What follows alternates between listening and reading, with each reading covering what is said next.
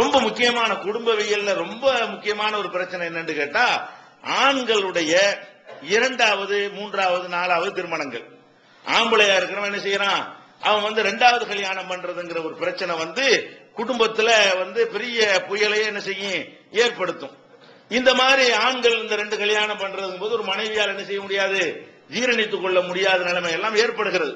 அப்ப இது சம்பந்தமாக ஆண்களுக்கும் சரியான ஒரு விளக்கம் கிடையாது, பெண்களுக்கும் இது சம்பந்தமாக சரியான விளக்கம் கிடையாது. ஒட்டுமொத்தமா நம்ம எடுத்து பார்த்தோமே ஆனால் இந்த பலதார மனம் சம்பந்தமாக இஸ்லாம் என்ன சொல்கிறது என்பதை முழு அளவுக்கு ஆம்பளையும் அறிந்து கொள்ளவில்லை, பொம்பளை அறிந்து கொள்ளவில்லை.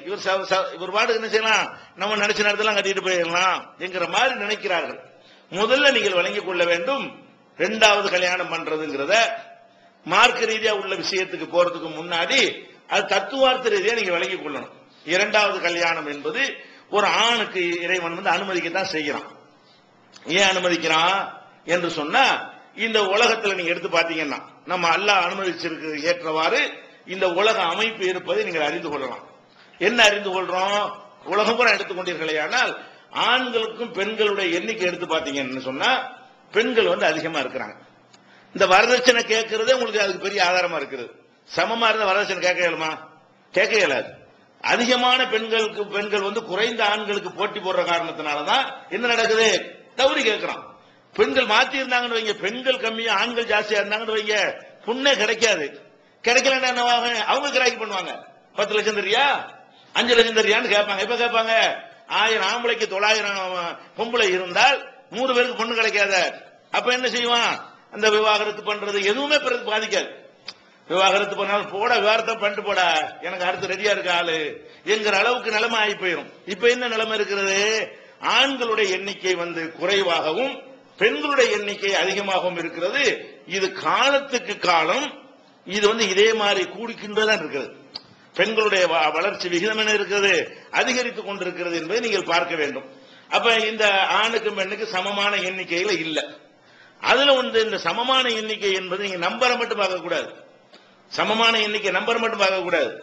திருமணத்திற்கு தகுதியானவர்கள் என்று எடுத்து பாத்தீங்கன்னு சொன்னா ஆணுக்கு பெண்ணுக்கு முதல்ல பெரிய வித்தியாசமாகும். ஒரு ஆம்பளை எப்ப திருமணத்துக்கு தகுதியாகுனா ஒரு 25 வயசுக்கு தான் கல்யாணம் பண்றாங்க. நடைமுறையில 25க்கு மேலதான் என்ன செய்யறாங்க, ஒரு ஆம்பளைக்கு கல்யாணம் பண்றாங்க. பொம்பளை பிள்ளையை பொறுத்த வரைக்கும் ஒரு 15 சட்டத்துல 18, 21 போட்டாலும் என்ன நடந்துட்டு இருக்குது, 15, 16 ஆனாலே அவங்களுக்கு கல்யாணம் பண்றதுக்கான ஏற்பாடுகளை பெற்றோர்கள் வந்துடுறாங்க. அப்ப ஆம்பளைய கல்யாணம் பண்ற வயசும் பொம்பளைய கல்யாணம் பண்ற வயசுக்கு மத்தியில் எடுத்துக்கொண்டீர்களே ஆனால் 10 வருட 11 வருட வித்தியாசம் இருக்கிறது. அதாவது கல்யாணத்திற்கு தகுதியாக ஆண்கள் வருவதற்கு முன்னாடியே பெண்கள் 10 வருஷத்துக்கு முந்தைய ரெடி ஆயிடுறாங்க. கல்யாணத்திற்கு தகுதியானவர்கள் கணக்கில் எடுத்து பாத்தீங்கன்னு சொன்னா இன்னும் வித்தியாசமாயிரும். ஒரு தெருவில் எடுத்துக்கொண்டு கல்யாணத்திற்கு தகுதியான பெண்கள் எத்தனை பேர் இருக்காங்கன்னு சொன்னா 16 வயசுல இருந்து லிஸ்ட் எடுக்க வேண்டி வந்துடும். ஆம்பளையில கல்யாணத்துக்கு தகுதியானவர்கள் லிஸ்ட் எடுக்கிறாங்க, 16 இருந்து எடுக்க முடியுமா, 25 வயசுல இருந்து எடுக்க வேண்டி வரும். அப்ப 25 வயசுல இருந்து எடுக்கும் பொழுது நம்பர் இன்னும் குறைஞ்சு போயிருது. அவங்க 16 வயசுல இருந்து எடுக்கும் போது என்ன ஆயிருது, இன்னும் நம்பர் கூடி போயிருது. அப்ப ஏற்கனவே 190 இருக்கும் போது இந்த கல்யாணத்துக்கு தகுதியான கணக்குல பாத்தீங்கன்னா 175 ஆகி போயிருது. 75 ஆம்பளைக்கு 100 பொம்பளை என்கிற அளவுக்கு இந்த மாதிரியான ஒரு வித்தியாசம் இருக்கிறது நம்ம பார்க்கணும். அப்ப ஆணும் பெண்ணும் வித்தியாசமா இருக்கிற ஒரு காரணத்தினால எல்லாருக்கும் வாழ்க்கை கிடைப்பதற்கு சில நேரங்கள்ல ஒருத்தர் இன்னொரு கல்யாணம் பண்றது என்பது அதை கரெக்ட் பண்ணும். அந்த பேலன்ஸ் பண்ணுவதற்கு என்ன செய்யாது, உதவும்.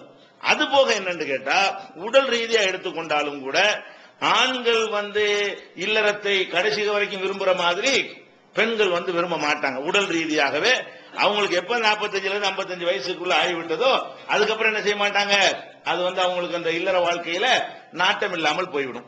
அவங்களுக்கு நாட்டம் இல்லாம உதாரணம் 55 வயசு ஆகுது அந்த பெண்ணுக்கு, அவங்களுக்கு மொத்தமா மாதவிடாக நின்று போய் அவங்களுக்கு இதெல்லாம் ஒரு விருப்பம் இல்லாத ஒரு நிலை ஏற்பட்டு போயிருமா, அந்த நேரத்தில் இவனுக்கு 60 வயசா இருக்கும். அவங்களுக்கு 55 வயசா இருக்கும் பொழுது ஒரு 5 வயசு வித்தியாசத்துல கல்யாணம் பண்றாங்கன்னு வைங்க. பொண்டாட்டிக்கு ஒரு 55 வயசு இருந்தா ஆம்பளைக்கு என்ன இருக்கு, ஒரு 60 வயசு இருக்கும். சில பேருக்கு 50 வயசுல நின்று 55 வயசு இருக்கும். அப்ப இந்த 55 வயசுல எல்லாரும் இல்லாட்டாலும் அதுல ஒரு 105 பேராவது 55 வயசுல ஜவான் மாதிரி இருப்பான். எல்லாரும் இருக்க மாட்டாங்க.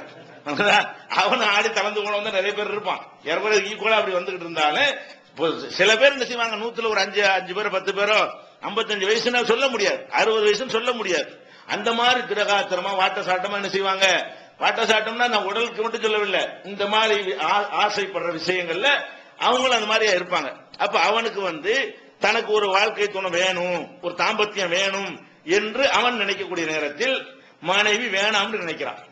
கணவன் மனைவியா இருக்கிறாங்க. கணவன் மனைவியா இருக்கக்கூடிய நேரத்தில் இந்த மனைவி என்ன செய்யறா, போய் வேலையை பார்த்துக்கிட்டு அவன் சொல்றா, இவனுக்கு என்ன இருக்கிறது, இவனுக்கு அந்த மாதிரி உடற்பயிற்சி, நல்ல பழக்க வழக்கங்கள், இது மாதிரியான ஒரு டென்ஷன் ஆகாத ஒரு இதெல்லாம் இருக்குன்றவங்களேன், அதுக்கு தகுந்த மாதிரி இவனுக்கு அந்த மாதிரியான உணர்வுகள்லாம் இருக்கும். அப்ப என்னவாக, மனைவி அதுக்கு தயாரா இல்லைங்க, அதுக்கு தயாரா இருக்கிறான் என்று சொல்லும் பொழுது இவனுக்கு அதுக்கு ஒரு சரியான ஒரு ஏற்பாடு பண்ணி கொடுக்கல என்று சொன்னா என்னவாக, தப்பு தண்டாக்கு செய்வான், வேற மாதிரி போயிடும். வீட்டுல ஒண்ணு சரியில்லைன்னு என்ன செய்வோம், வீட்டுல சாப்பாடு இல்லாட்டி ஹோட்டலுக்கு போறது என்ன தப்புன்னு கேட்பாங்க. உதாரணம், நம்மளுக்கு என்ன செய்யறது, வீட்டுல சாப்பாடு இல்ல ஹோட்டலுக்கு சாப்பிடுறான் அப்படிங்கிறான். அப்படி அது ஒரு பழமொழி மாதிரி சொல்லி கொண்டு அவன் நியாயப்படுத்தி கொடுறான், வீட்டுல சாப்பாடு இல்லைங்கிறத காரணமா சொல்றான். அப்ப இப்ப நம்ம என்ன யோசிச்சு பார்க்கணும், பெண்கள் அவங்களுடைய உடல் ரீதியாக அப்படி சரியா இல்லைங்கும் போது கணவர் அந்த மாதிரி இருக்கிறார்னு சொல்லும் பொழுது, அவங்க விரும்பினாலும் அதுல நாட்டம் வராதுன்னு சொல்லும் பொழுது, எத்தனை விதவைகள் இருப்பாங்க, புருஷனை பறி கொடுத்தவங்க, அதுல ஒரு ஆளுக்கு வாழ்க்கை கொடுத்துட்டு போறாரு என்கிற மாதிரி செய்வது கெட்டது கிடையாது. அப்படி இல்லைன்னு சொன்னீங்கன்னா அவன் கல்யாணம் பண்ணாம என்ன செய்வான், வேற வேற மாதிரி தப்பா என்ன செய்வான், அங்கிட்ட ஒண்ணு தொடர்பு வச்சுக்கிட்டு இருப்பான். கல்யாணம் தான் பண்ண மாட்டானே தவிர அவன் என்ன செய்வான், வேற மாதிரியான தவறான தொடர்புகளை வைத்துக் கொண்டானே. ஆனால் அப்ப அதன் மூலமான பல நோய்கள் எல்லாம் அவனுக்கு ஏற்படுவதற்கு என்ன இருக்கு, அது ஒரு காரணமாக அமைந்து விடுகிறது. அப்ப அந்த மாதிரி இருக்கிற எல்லாருக்கும் இது சாத்தியப்படாது. அப்ப அந்த மாதிரியான ஒரு நிலைமை இருக்கும் பொழுது இது பெரிய பாரதூரமான தப்புன்னு சொல்ல இயலாது. அது போக இன்னைக்கு சாதாரணமா அது கல்யாணம் இல்ல, வேற வேற மதங்கள்லயும், இஸ்லாம் அல்லாத வேற மதங்கள்ல எல்லாம் ஒரு கல்யாணம் தான் பண்ணணும் அப்படின்னு சொல்றாங்க சட்டத்துல. ஆனா நடைமுறையில் என்ன இருக்கு, ஒரு கல்யாணம் என்ன பண்றாங்களா, கல்யாணங்கிற பேர்ல பண்ண மாட்டாங்களே தவிர ஒரு ஆளை மனைவியாக ஒரு ஆளை துணைவியா வச்சுக்கலாமே, அப்படித்தானே சொல்லிட்டு இருக்கிறாங்க. ஒரு ஆளுக்கு பேர் மனைவியா, இன்னொரு என்னது துணைவியா. அப்ப ரெண்டு சேம் ரிசல்ட் தான், பேர்லான வித்தியாசம் இருக்கிறது, பேர் தான் வித்தியாசமே தவிர அதுதான் சேம் நடந்து கொண்டு இருக்கிறது. அப்ப என்ன பண்ணணும், பெண்களும் யோசிக்கணும், நமக்கு இந்த மாதிரியான உணர்வு இல்ல, நம்ம கணவர் இதுல அவரை பெண்களுக்கு தெரியத்தானே செய்யும், அந்த கணவன் எப்படி இருக்கிறான் என்பதை 25 வருஷம் 30 வருஷம் 35 வருஷம் வாழ்ந்திருக்கிறாங்க அவனோட, அது வாழ்ந்தனால உங்களுக்கு. அதனால நீங்க பார்க்கலாம், வீடுகள்ல வேலை செய்ய வேலைக்காரிகள் சில்மிசம் பண்றாங்க யாரா இருப்பாங்கன்னா 25 வயசு. ஏன்னா அவனுக்கு ஒருங்கா கல்யாணம் பண்ணி பொண்டாட்டி எல்லாம் ரசிக்கிற மாதிரி இருக்கிறான். யாரு நீங்க பாத்தீங்கன்னா அந்த சில்மிச கேஸ் போனா எடுத்தீங்கன்னா எல்லாம் 55க்கு மேலதான் இருக்க இல்லையா. எதுக்காக இந்த சில்மிசம் பண்றான், அவனுக்கு நீங்க அந்த நிலை இல்லைங்க. வீட்டுல அவனுக்கு ஆனால் கிடைப்பது இல்லை என்ற உடனே இந்த மாதிரியான ஒரு சேட்டை பண்ணக்கூடிய அதெல்லாம் நோயின்னு நினைக்க கூடாது. அது அவனுக்கு தெரியல, மார்க்கத்தில் இருக்குன்னு தெரியல, அவங்களுக்கு வீட்டிலையும் பிரச்சனையாகி போயிருந்து பயப்படுறான். அதே நேரத்தில் என்ன செய்யறது, அது அவனுக்கு கட்டுப்படுத்த முடியாமல் இந்த மாதிரி தப்புகள் செய்யக்கூடிய நிலைகள் எல்லாம் ஆண்கள் தள்ளப்படுறத பார்க்கிறோம். அது போக இதாச்சும் ஒரு 55 வயசுன்னு வச்சுக்கலாம், சில இல்ல பல நம்ம தமிழ்நாட்டை பொறுத்த வரைக்கும் பண்பாடுங்கிற பேர்ல இவங்களா ஒரு தேவையில்லாத கட்டுப்பாடுகளை தாங்களா வகுத்துக் கொள்வதன் மூலமாகவும் ஆண்களை அந்த நிலைக்கு ஆக்குறாங்க. எப்படி ஆக்குறாங்க, இவங்களுக்கு ஆசைலாம் இருக்கும், அந்த மாதவிடாயெல்லாம் நின்றுலாம் போயிருக்காது, ஆனாலும் தோளுக்கு மேல புள்ள வளர்ந்துரும். சாதாரண ஒரு பெண்ணுக்கு 16 வயசுல கல்யாணம் பண்ணிடுறானா, அந்த வருஷமே பிள்ளைய பத்துட்டாங்க, 17 வயசுல அந்த பொண்ணு புள்ள பத்திருச்சு. அப்ப அந்த மகளுக்கு ஒரு 16 வயசு எத்தனை வயசா இருக்கு, உங்களுக்கு ஒரு 32 33 வயசு இருக்கும். 33 வயசெல்லாம் வாழ்வதற்குரிய ஒரு வயசு வழங்குதா. அந்த மாதிரி பிள்ளைய பத்துவிட்டு அந்த புள்ள அப்படி வளர்ந்து கிடந்து ஒரு 10 வயசு நடமாட்டம் போகக்குள்ள இருக்குன்னு வைங்களேன், அந்த மாதிரி வந்துச்சுன்னு சொன்னா அப்ப என்னவாக, அது அதுவும் வயசாகி அதுக்கும் கல்யாணம் பண்ணி கொடுக்கிற வயசுல வந்த உடனே கணவனோட சேர்ந்து இருக்கிறதைக்க வைக்கப்படுவாங்க. மகளை வச்சுட்டு இப்படி நம்ம ரூம்ல ஒன்னா இருக்கிறது, நம்ம இப்படி சந்தோஷமா இருக்கிறது, அவங்க என்ன செய்யறாங்கன்னா இது நாகரிகம்னு பேர்ல தப்பா நினைக்கிறாங்களே என்ற மாதிரி ஒரு நினைத்து கொண்டு என்ன செய்யறாங்க, வீட்டுல ஒரு வயசுக்கு ஒரு பொண்ணோ அல்லது வயசுக்கு ஒரு இளைஞன் மகனோ இருப்பானே, ஆனால் அவர்கள் இருக்கும் பொழுது நம்ம எப்படி சந்தோஷமா இருக்கிறது என்று இந்த பெண்கள் ரொம்ப சங்கடப்பட்டு கொண்டு கணவனை நெருங்க விடுவது இல்லை. பல வீடுகள்ல நடக்கிறது. அவர்கள் தப்பாக போவதற்கு இதெல்லாம் காரணமா இருக்கிறது. பெண்கள் நினைத்தார்களே ஆனால் அவங்க என்ன செய்யலாம், நமக்கு அதாவது உடல் ரீதியா ஏறலைன்னா அது ஒரு விஷயம், உடல் ரீதியா அதுக்கு அது மாதிரியான ஒரு நாட்டம் அதுல வெறுப்பு வர்ற அளவுக்கு வந்துருச்சுன்னு சொன்னா அந்த வயசுக்கு வந்தா அது ஒரு கணக்கில் எடுத்துக்கொள்ளலாம். ஆனால் உடல் ரீதியாக அவங்களுக்கு தயாரா இருக்கிறாங்க, அவங்களுக்கு உணர்வுகள்லாம் இருக்கிறது. இருக்கும் பொழுது நீங்க ஊர் உலகத்துக்கு என்ன தப்பு செய்யறதுக்கு பயப்படுற மாதிரி இதுக்கு பயப்படணும். மாமியா என்ன பிள்ளைகள் வயசுக்கு வந்து பிள்ளை வச்சு நீங்க ரூம்ல போய் கிடக்குற அப்படி சொல்லக்கூடிய மாமியாங்களும் இருக்கிறாங்க, கூட மாட இருக்கிற அவங்களெல்லாம் கணக்குல பண்ணாம நீங்க என்ன செய்யணும், அதுக்கு ஏற்றவாறு சிந்திச்சோம்னு சொன்னா அந்த மாதிரிலாம் யாரும் தப்பா நினைக்காத வகையில எத்தனை வழிமுறைகள்லாம் என்ன இருக்குது, நம்ம வந்து அதை யோசிச்சு பார்த்தால் அதெல்லாம் கிடைக்கும் வாய்ப்புகள்லாம் உண்டாக்கி கொள்ள முடியும். அப்ப அந்த மாதிரியான வாய்ப்புகள் உண்டாக்க தவறுகிற காரணத்தினால்தான் பெண்கள் இந்த விஷயத்துல பெரிய ஒரு பிள்ளை என்ன நினைக்கும், மகன் என்ன நினைக்கும், வாப்பா என்ன நினைப்பாங்க, மாமியா என்ன நினைப்பாங்க இப்படி நினைத்து கொண்டு என்ன பண்றது. அப்ப கணவனோட சந்தோஷமா இருக்கிறதுக்கு ஆசை இருந்தும் அதுக்கு வந்து மறுத்தார்களே ஆனால் அவன் வெளியே போகும்போது என்ன செய்யறான், வேற மாதிரியான ஒரு நிலைமைக்கு ஆளாயிடுறான். ஒரு ஆள் கூட அன்னைக்கு சொன்னாரு, என்ன என்று சொன்னாரு, எல்லாம் சொல்றியா எங்களை மாதிரி ஒரு ஆள்களுக்கு எல்லாம் அந்த மனைவிமார்கள் ஒத்துழைக்க மாட்டேங்கிறாங்களே, அதையும் சேர்த்து சொல்லுங்க, என் புள்ள வயசுக்கு வந்துருச்சு அதையும் சேர்த்து சொல்லுங்கிறார் ஒருத்தர். அப்ப எதுக்கு இறையச்சம் உள்ளவரா அப்படி கேட்டுக்கிறார். அப்ப அந்த மாதிரி அது அந்த நேரம் வரும்போது சொல்லுவோம்னு விட்டாச்சு, ஒரு வாரத்துக்கு முன்னாடி சொல்லிட்டாரு அது சொல்ற இடம் இதானே. அப்ப அந்த மாதிரியா நேரவே சொல்றாங்க இப்படி. அப்ப இந்த மாதிரி எல்லாம் இருக்கும் பொழுது அப்ப பெண்கள்த்தையும் காரணம், பெண்கள் என்ன இருக்கிறது, நம்ம இந்த மாதிரி கணவன் விரும்பினா கூட அதை அவங்க வெறுக்கத்தக்கிற மாதிரி ஆக்கிடுறாங்க. இது ஒரு காரணமா இருக்கிறது. ஆண்கள் அந்த மாதிரி வேற மாதிரி எல்லாம் போவதற்கு அப்படி போகாம அவங்க நினைச்சாங்கன்னா அது ரெண்டா கல்யாணம் நடக்காதுங்க. பெண்கள் நினைத்தார்களே ஆனால் அவன் கணவன் வீட்டிலே அவனுக்கு சந்தோஷத்தை கிடைக்கிற அளவுக்கான ஏற்பாடுகள் இருக்குமையானால் அவன் எதுக்கு வேற வேற மாதிரி நினைக்கிறான். அது போக என்ன செய்யறாங்கன்னா பெண்கள் இயற்கையாகவே ஒரு குறிப்பிட்ட காலம் வரைக்கும் தான் தன்னை ஒரு அழகா வைத்துக் கொள்ள விரும்புகிறார்கள். ஒரு குறிப்பிட்ட காலம் வரைக்கும் ஒரு பிள்ளைகளை பெற்றுட்டாங்கன்னு வைங்களேன், அப்புறம் என்னத்திற்கு எப்படி வேணாலும் போயிட்டு போகுது அப்படின்னு போய் என்னட்டு அது உடம்பு எப்படி போனாலும் சரி ஊதி போனாலும் சரி அதெல்லாம் கவனிக்கிறதே கிடையாது. அப்ப நம்ம ஒரு கண்ட்ரோலா ஒரு கட்டா இருக்கணும், ஒரு அழகா இருக்கணும், கணவனுக்கு நம்ம ஒரு பார்த்து ரசிக்கிற மாதிரி இருக்கணும், எது வரைக்கும் தான் விரும்புறாங்க, ஒரு குறிப்பிட்ட ஒரு 10 வருஷத்துக்கு விரும்புறாங்க. விதிவிலக்க கொஞ்சம் மாதிரி இருப்பாங்க. அதிகமான பெண்கள் எப்படி இருக்கிறாங்கன்னு கேட்டா ஆமா இனிமே என்னத்தை போட்டுட்டாங்க வச்சுக்கிட்டு அந்த மாதிரி வந்துடுறாங்க. அந்த மாதிரி வரக்கூடிய நேரத்துல அவங்களுக்கு விருப்பம் இருந்தாலும் இவன் விரும்புற மாதிரி இருக்க மாட்டேங்கிறாங்க. கணவனுக்கு அந்த ஒரு ஆசைப்படுற மாதிரி என்ன செய்யறது இல்ல, அது ஒண்ணு இருக்கணும், அவசியம், அது கட்டாயம் இருக்கணும். அப்படி இருக்கிறது இல்லைங்கும்போது அவன் என்ன செய்யறான்னு கேட்டா அவங்க நல்லாவே இருக்கிற 40 வயசு பொண்ணு என்ன செய்யறான்னா கிளவி லிஸ்ட்ல சேர்த்துறாங்க. என்ன பண்ணிடுறான், 40 வயசுல இருக்கக்கூடிய மனைவிய இது கிளடுன்னு கிளடுமே அப்படி நினைக்கிறான். கிளவிலாம் கிடையாது. அவங்களுடைய அந்த தோற்றத்தின் காரணமாக அவங்க அப்படி நம்ம கணவனை கவர்ற விதமா இனிமே எப்படி பிள்ளைலாம் இருக்கும்போது இப்படி பூ வச்சுக்கிறது, பிள்ளைலாம் இருக்கும்போது இப்படி அத்திர போட்டுக்கிறது ஏன் அப்படி நினைக்கிறீங்க? அப்படி நினைச்சீங்கன்னு சொன்னா பிள்ளைகளுக்கு வாழ்ற மாதிரி கணவனுக்கு வாழணுமா இல்லையா? அதெல்லாம் ஒரு காலத்துல அப்படி நினைச்சிருக்கிறாங்க. இப்ப எல்லாம் 10 வயசு பையனுக்கு அப்படி தெரியுது. பெண்ணத்து வருஷம் இது என்ன இப்படி மறைக்கிறது என்ன இருக்குது? அந்த காலத்துல நீங்க சொல்ற மாதிரிலாம் நினைச்சாங்க இருந்தாங்க. இப்ப என்னது ஆம்பளை இன்ஜிரி பொம்பளை இன்ஜிரி எல்லாம் டிவியில போட்டு எல்லாம் சொல்லி கொடுத்துறாங்க. அப்புறம் என்னத்தை போட்டு மறைக்கிறதுக்கு என்ன இருக்குது? அதெல்லாம் ஒண்ணுமே கிடையாது. அப்ப இந்த மாதிரி எல்லாம் சில காரணங்களால் என்ன செய்ய ஏற்படுதுன்னு சொன்னா ஆண்கள் குடும்ப வாழ்க்கை அவங்களுக்கு தேவை, ஒரு தாம்பத்திய வாழ்க்கை தேவைங்கிற நிலைக்கு தள்ளப்படுறாங்க. திருக்குரான் தமிழாக்கம் பி ஜெயினலாபிதீன் அனைவருக்கும் புரியும் எளிய நடை, தேவைப்படும் வசனங்களுக்கு தெளிவான விளக்கங்கள், கலை சொற்களின் விளக்கங்கள், திருக்குரான் எவ்வாறு அருளப்பட்டது, எவ்வாறு தொகுக்கப்பட்டது என்பது குறித்து முழுமையான விளக்கம், நபிகள் நாயகம் ஸல்லல்லாஹு அலைஹி வஸல்லம் காலம் முதல் இன்று வரை குர்ஆன் பாதுகாக்கப்பட்ட வரலாறு, திருக்குரான் இறைவனின் வார்த்தைகள் என்பதற்கான அடுக்கடுக்கான ஆதாரங்கள், முந்தைய பதிப்புகளை விட மெருகூட்டப்பட்ட செய்திகள், கூடுதலான பக்கங்கள், அழகிய வடிவமைப்பு, உயர்தரமான பைண்டிங், விலை ரூபாய் 300 மட்டுமே. வெளியீடு மூன் பப்ளிகேஷன், நம்பர் 83/3, முதல் மாடி, மூர்தரு, மண்ணடி, சென்னை 1. போன் 65690810. அந்த தேவை என்பது பெண்கள் கையில தான் இருக்கிறது. நிறைய நம்ம பார்த்துட்டோம். அந்த கேசுகள் வரும் பொழுதெல்லாம் என்னன்னு விசாரிச்சு பார்த்தோம்னு சொன்னா இந்த பொம்பளை அவளுக்கு தெரியல வாழ்க்கை எதனால அவன் 2வது கல்யாணத்துக்கு போயிட்டான்னு பார்த்தோம்னா பெரும்பாலான 95% கேஸ் என்னன்னு கேட்டா இவளுக்கு கையில வச்சுக்கிற தெரியல, கணவனை கைக்குள்ள வைத்துக் கொள்றதுங்கிற ஒரு கலை இருக்குது இல்லையா, அந்த கலை அவளுக்கு சொல்லிக் கொடுக்கப்படவில்லை, அவளுக்கு அது வரவே இல்லை, அதுல அவ தோத்துட்டான்னு சொன்னா இப்படித்தான் போய் முடியும். அதையும் நீங்க கவனத்தில் வைத்துக் கொள்ள வேண்டும். அப்ப இந்த 2வது கல்யாணங்கிறது பெரிய வரவேற்கத்தக்கதோ பெரிய சிறந்ததோ அவசியம் செய்துதான் ஆகணுங்கிறது கிடையாது.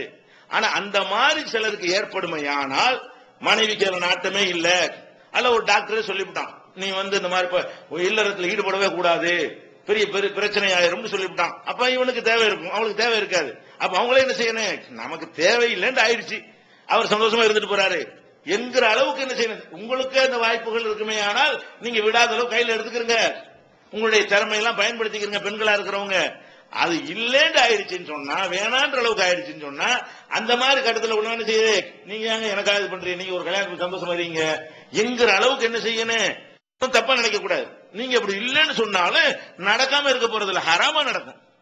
நீங்க என்ன செய்றீங்க, அப்படிலாம் இல்லைன்னு சொன்னா சும்மா இருந்துட்டு போறான், அவனுக்கு தேவைன்னு இருக்கிறது, அவன் என்ன செய்வான், வெளியில போய் வேற மாதிரி தப்பு தண்டாவை செய்யக்கூடிய நிலைமைக்கு என்ன செய்வான், அவன் தள்ளப்படத்தான் செய்வான். அப்ப நீங்க என்ன விளைக்கிறீங்க, ஏன் இப்படி கண்டதையும் போறதை விட ஒரு இன்னார் தான் மனைவி ஒரு டிக்ளேர் பண்ணிட்டு போயிட்டு போறாரு, நமக்கு தான் அந்த நாட்டம் இல்லாம இருக்குது, நமக்கு தான் அந்த ஆசை இல்லாம இருக்குது என்கிற மாதிரி என்ன செய்யணும், அதை வந்து புரிந்து கொள்ள வேண்டும். இது இயற்கையா உள்ள விஷயங்கள்.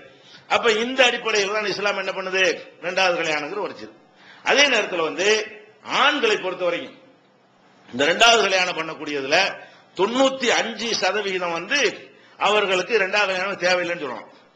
95 எதுக்கு இரண்டாவது கல்யாணம் எப்படி பண்ணணும், மனைவிட்ட அந்த மாதிரியான ஒரு ஆசை இல்லாம இருக்கணும், மனைவி சந்தோஷப்பட முடியாம இருக்கணும், அது அல்லது உனக்கு வந்து நீ அதிகமாக மனைவிட்ட விரும்பி அவள்கிட்ட உனக்கு குறைவாகத்தான் கிடைக்குதுங்கிற அளவுல ஏதாவது இருக்கணும். அது மாதிரியான ஒரு காரணம் இருந்தா தான் என்ன செய்யணும், இது பத்தல.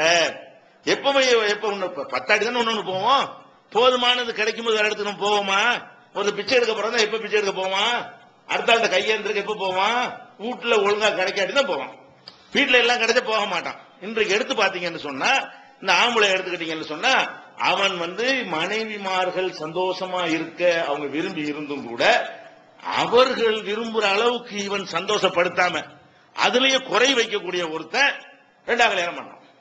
அதாவது ஒரு மனைவி வந்து இந்த கணவன் டெய்லி தன்னோட சந்தோஷமா இருக்கணும்னு ஆசைப்படக்கூடியவளா இருப்பான். அந்த மாதிரி ஒரு மனைவியை பெற்றவன் அவ விரும்புற அளவுக்கு உனக்கு வாழ்க்கை நடத்த வக்கில்லாம என்ன செய்யற, இன்னொன்னு வேணும்னு சொன்னா இது தேவையா உனக்கு? எந்த ஒரு ஆத்மாவும் சக்திக்கு மீறி சிரமப்படுத்தக்கூடாதா இல்லையா? அல்லாஹ் நமக்கு என்ன துஆ செய்ய சொல்றான், ரப்பனா லா துஹம்மில்னா மா லா தாகத லனா பிஹி, எங்களுக்கு சக்தி இல்லாத இறைவா எங்கள் மேல சுமத்திராத. உனக்கு சக்தி இருக்கா? ஒரு பொண்டாட்டிக்கு சந்தோஷம் கொடுக்க உனக்கு சக்தி இல்லைன்னு சொன்னா உனக்கு ரெண்டு பொண்டாட்டி யாருக்கு? ஒரு பொண்டாட்டி உனக்கு சந்தோஷம் கொடுத்து அவ வந்து போதும் போதும் உனக்கு விரட்டி ஒரு அளவுக்கு வந்தால் என்ன செய்யலாம், அது செய்யலாம். நிறைய விஷயத்துல குடும்ப வாழ்க்கை இல்லைன்னா என்னன்னு உள்ள நுழைஞ்சு விசாரிச்சோம்னு சொன்னா பஞ்சாயத்து இவன்ட்டு தான் இருக்குது. இல்லற வாழ்க்கை ஏன் இந்த மாதிரி போனான்னு சொல்லி கேட்டா, அதுல இவனுக்கு அந்த மனைவிட்ட சந்தோஷப்படுத்த முடியாம இவன் ஓடி ஒளிஞ்சுக்கிட்டு இருக்கிற அளவுல அவ வந்து டெய்லி ஒரு மாசத்துக்கு இத்தனை நாள் எனக்கு சந்தோஷமா இருக்குன்னு அவ விரும்புறான்னு சொன்னா இவன் அதுல பாதி நாள் கூட அவளோட சந்தோஷமா இருக்க முடியல. அப்ப உன் கெப்பாசிட்டி என்னன்னு தெரியுதுல, ஜாலிக்கா கல்யாணம் பண்றதா, தேவைக்கு பண்றதா? எவ்வளவு விஷயங்கள் அதுல இருக்கிறது. சுமக்க வேணும், சொத்து பத்து அதுக்கு தகுந்த மாதிரி சம்பாதிக்க வேண்டும், ரெண்டு குடும்பத்துக்கு தேவையான விஷயங்கள்லாம் கொடுக்க வேண்டும். அப்ப அவங்களுடைய நாட்களை வந்து பிரிச்சு கொடுக்கறது எல்லாமே வந்துருமே.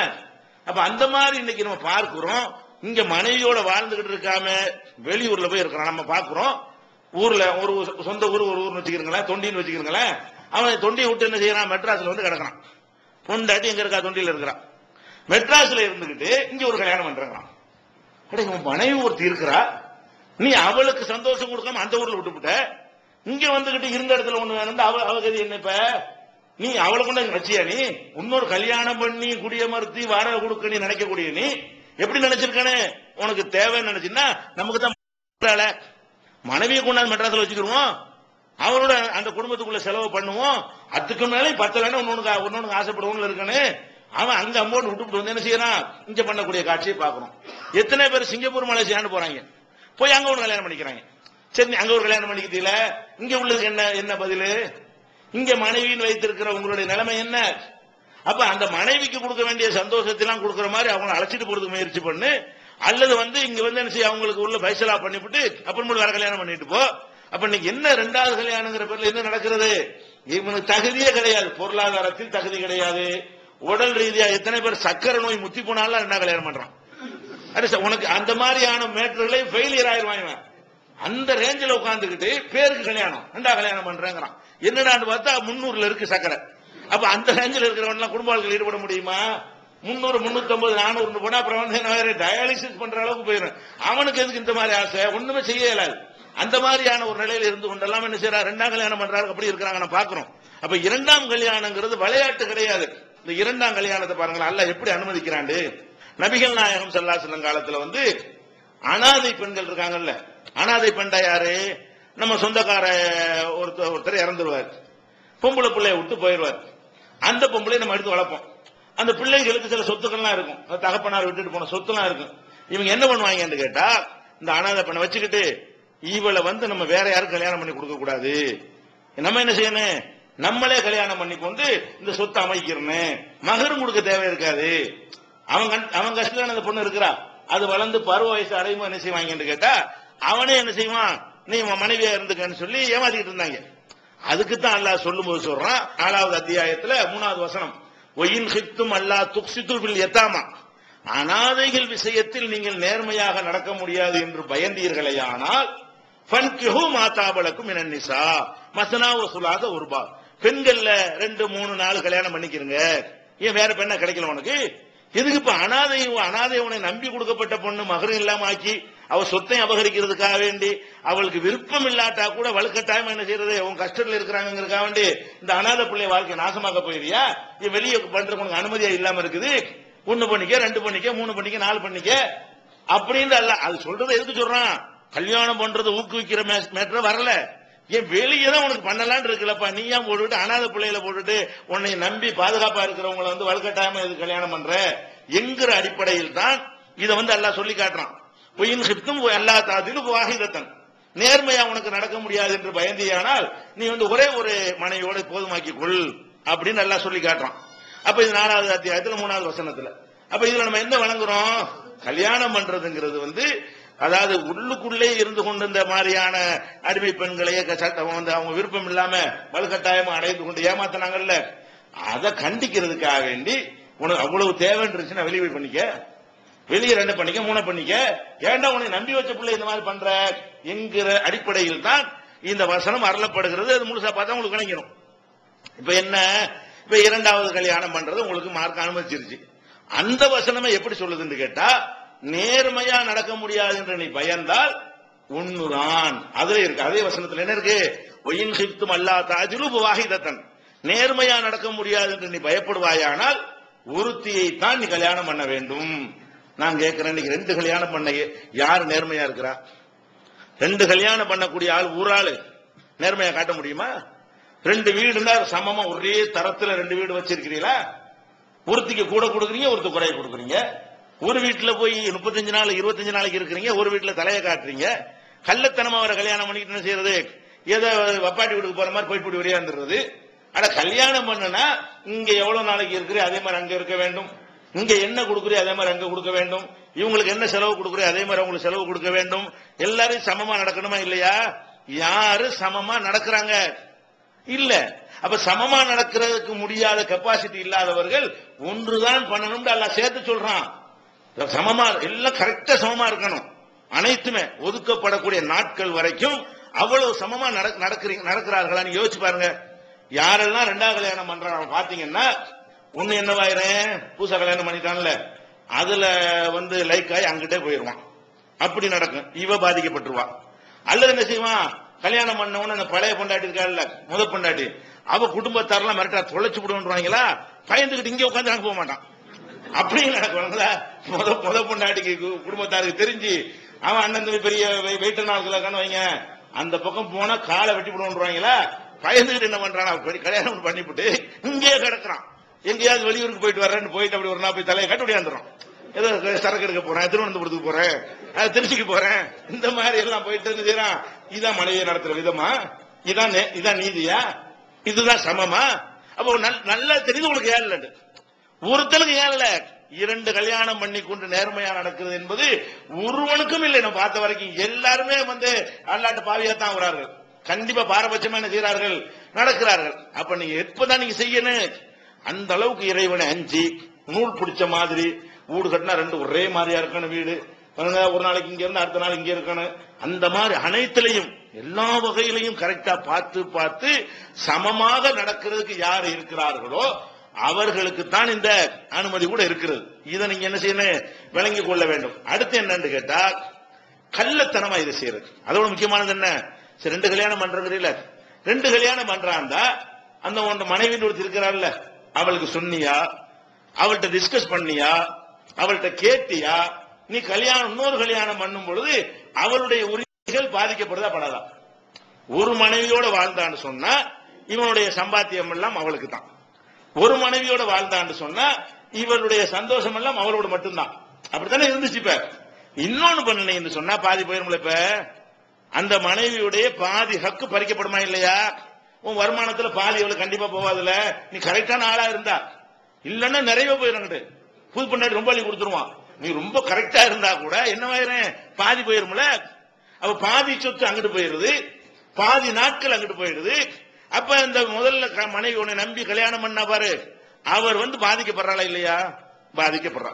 அவ பாதிக்கப்படுவாள் என்று சொன்னால் பாதிக்கப்படுவர்கிட்ட பேசி அவங்கள்ட்ட அக்செப்ட் பண்றாங்களான்னு கேட்டு அந்த விஷயத்துக்கு ஒரு ஃபைசலா பண்ணாம நீ எப்படி 2 கல்யாணம் பண்றது? அவங்க ஹக்கு சம்பந்தப்பட்டிருக்குத ஒரு ஒப்பந்தம் பண்ணோம்னு சொன்னா அவங்களுடைய ஹக்கை யார்கிட்ட ஒப்பந்தம் பண்றோமோ அவங்கள்ட்ட சொல்லாம அதை மீற முடியுமா?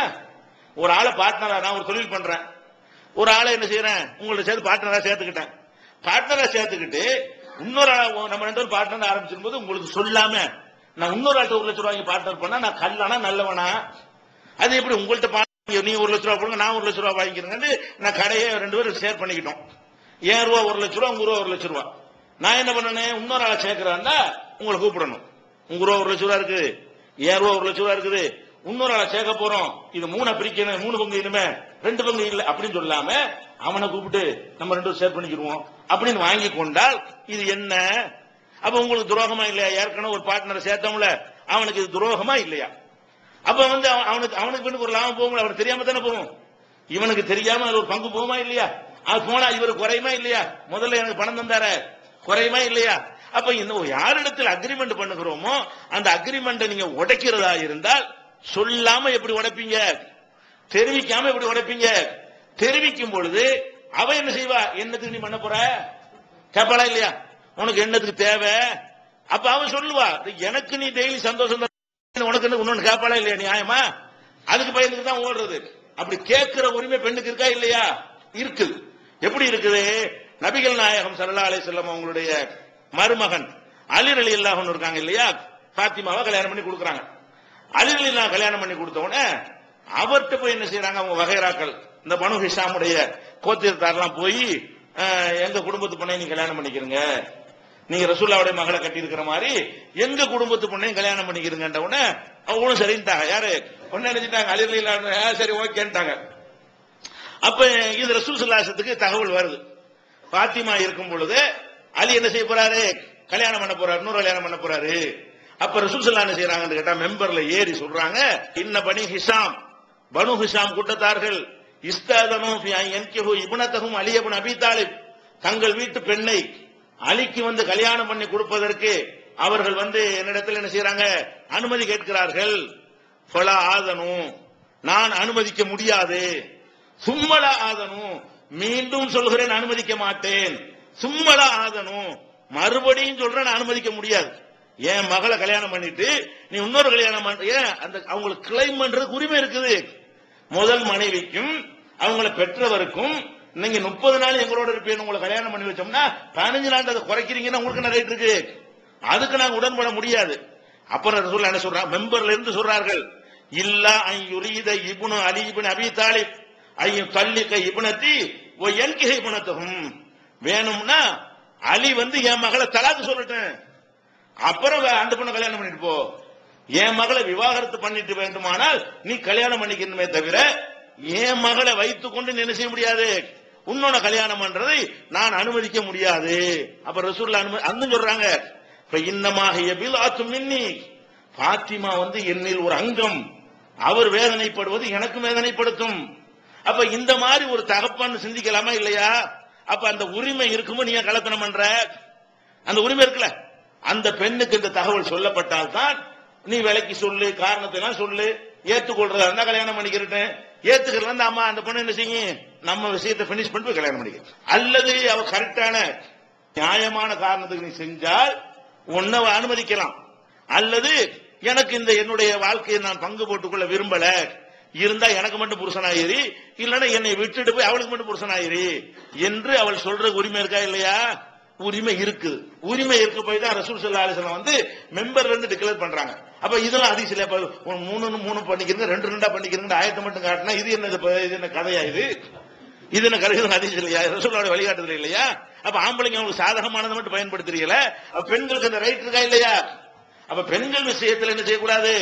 இந்த மாதிரிலாம் பண்ணிடக்கூடாது. இன்னும் சொல்றான் அல்ல என்ன செய்யறான்னு கேட்டா, வலன் தஸ்தீஉ அன் தாதிலு பைனன் நிசா, மனைவிமார்களுக்கு மத்தியிலே நேர்மையாக நடக்கிறதுக்கு ஒரு காலம் உங்களால் முடியாது.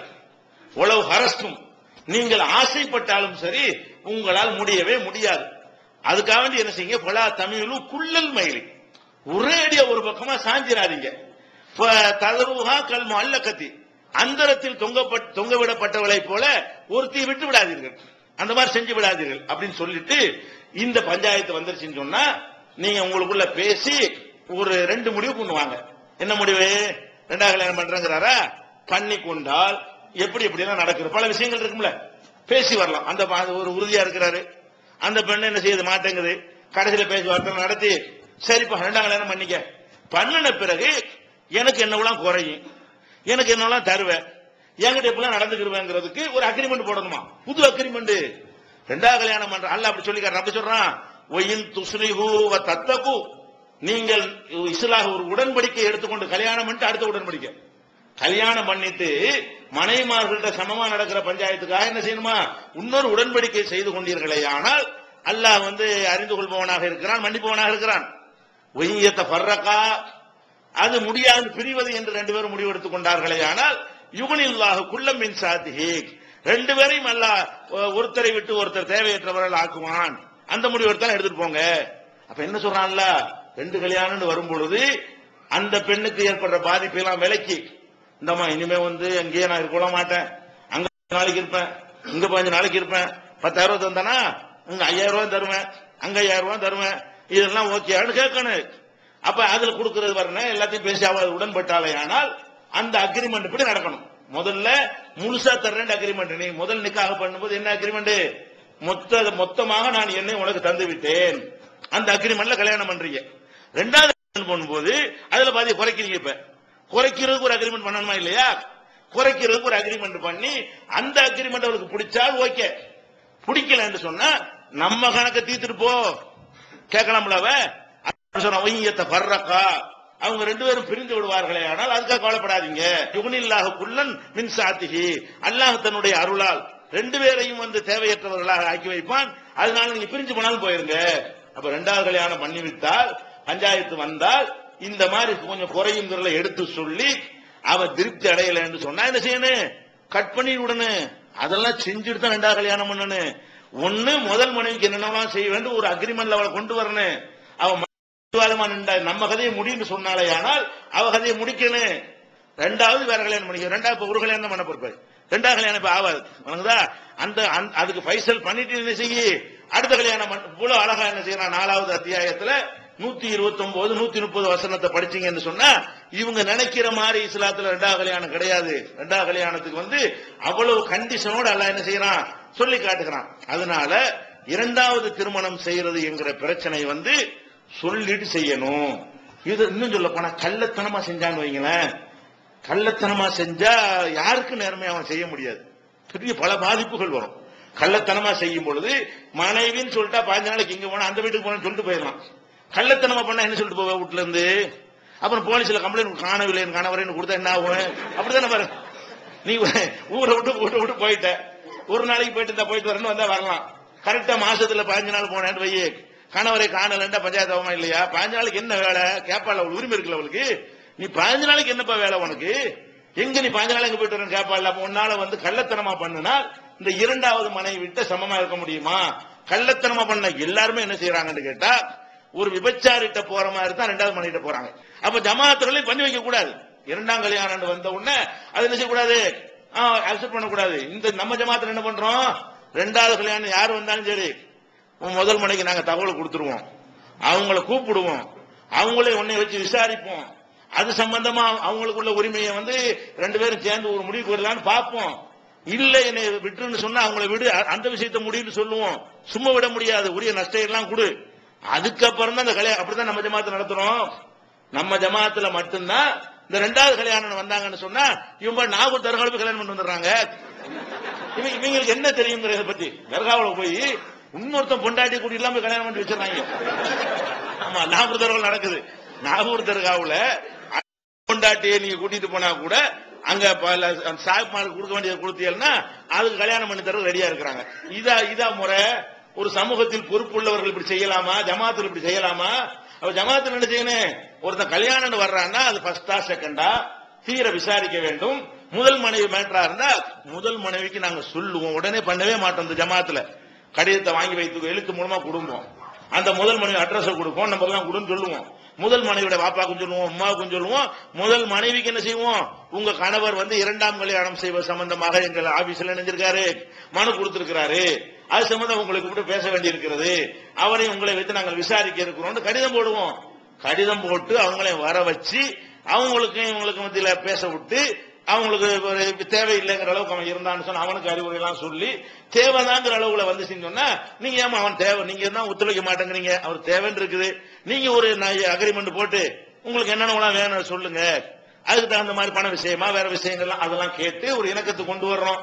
அந்த இணக்கத்துக்கு சரியா வரலன்னா என்ன செய்யணும்? நம்மளை விட்டுட்டுனா கல்யாணம் பண்ணட்டும் பிடிவாதம் பண்ணாங்கன்னா அவளுக்கு உள்ள சொல்லு, 2 வீடு இருக்குல்ல, ஒரு வீட்டை அவளுக்கு எழுதி கொடுத்து பினிஷ் பண்ணி விட்டு ரெண்டாவது கல்யாணம் இல்ல முதல் கல்யாணம் பண்ணிட்டு போ, ஒரு கல்யாணத்தை பண்ணிட்டு போ அப்படின்னு சொல்லிட்டு நம்ம என்ன செய்யறோம்? ஜமாத்துல செய்யறோம். இப்படி எல்லாரும் செய்ய வேண்டும். ஏன்னா அவளுக்கு கிளைம் பண்ணக்கூடிய ஒரு விஷயம், அவளுடைய உரிமை சம்பந்தப்பட்ட ஒரு விஷயம். அவள் முதல் மனைவிக்கு ஒரு உரிமை இருக்கும் பொழுது இது ரகசியமாகவோ கள்ளத்தனமாகவோ ஒளிந்து கொண்டோ விபச்சாரத்துக்கு கல்யாணத்துக்கு வித்தியாசமா தானே? டிஃபரெண்ட் என்ன? இது ஓப்பனா டிக்ளேர் பண்ணி செஞ்சால் கல்யாணம், ஒளிச்சுக்கிட்டு செஞ்சா அதுக்கு ஒரு விபச்சாரம். கல்யாணம் ஊரறிய உலகறிய செய்ய வேண்டியதானே? அப்ப இந்த மாதிரி எல்லாம் என்ன செய்யறாங்க? ரெண்டாவது கல்யாணம்ங்கிற வகையில பெண்களுக்கு நிறைய அநீதி இழைக்கிறார்கள். பெண்களும் இந்த ரெண்டாவது கல்யாணம் தள்ளுறாங்க. பெண்கள் என்ன செய்யறாங்க?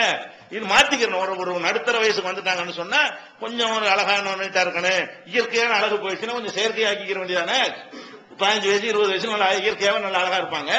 35 வயசு 36 வயசு வந்தா என்ன ஆயிரம் கொஞ்சம் ஒரு மாதிரியா வந்துச்சுன்னா அதுக்கு தகுந்த மாதிரி ட்ரெஸ் ஒரு மாதிரியா போட்டு கணவன் பார்த்தோன்னு ஒரு இளம் பெண்ணு மாதிரி தெரியுற மாதிரி என்ன செய்யணும்? அப்படிலாம் அழகரிச்சுக்கலாம், தப்பு இல்லையில.